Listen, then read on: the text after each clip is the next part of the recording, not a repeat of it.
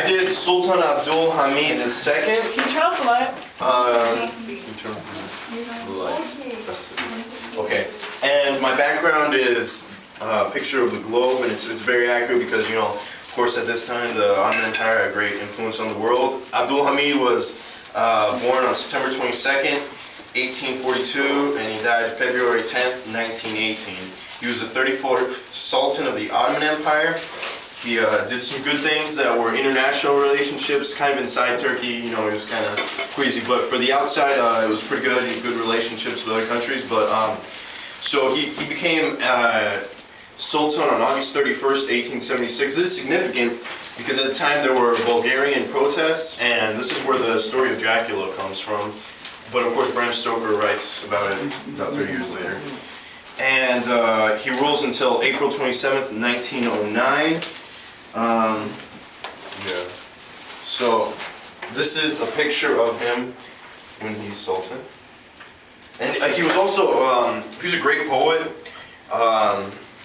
He wrote a poem. The translation is approximately, "My Lord, I know you are the dear one, Alazi, and no one but you are the dear one, are the one." Anyway, and this is very typical of sultans. Many Ottoman sultans were poets, and they were pretty good. And he was also a voracious reader of Sherlock Holmes, as was the King of England. So he was really into Sherlock Holmes and that kind of stuff. So he was pretty learned. He was a learned man. He traveled a lot to various countries to make, you know, good relationships, especially with Germany, and this secured. Kaiser Wilhelm II visited Constantinople 3 times, and they secured relationships between Turkey and, I guess the Ottoman Empire and Germany, which would be very and Turkey would play an imperative role in the upcoming war of the Great War, which is World War I.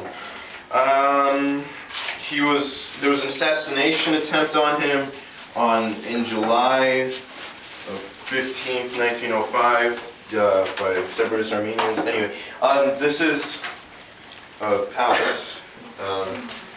Yes, a palace, and a sample of Ottoman Arabic art during the time period.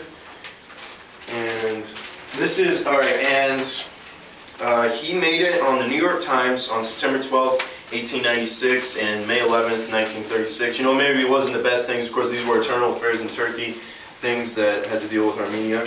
That's a different story. And he was he had to leave the throne, and this is a picture of him when he was told he had to leave the throne. So my conclusion is that, you know, like I said, he was a very good sultan. He secured many alliances with outside countries, but on the inside, the economy started crumbling. This would lead. He was sort of the beginning. He was also the last sultan with absolute power. And, you know, kind of from the inside it started falling apart, but on the outside it seemed pretty nice. So that's Sultan Hamid II for you. Thank you very much. Thank you. Thank you.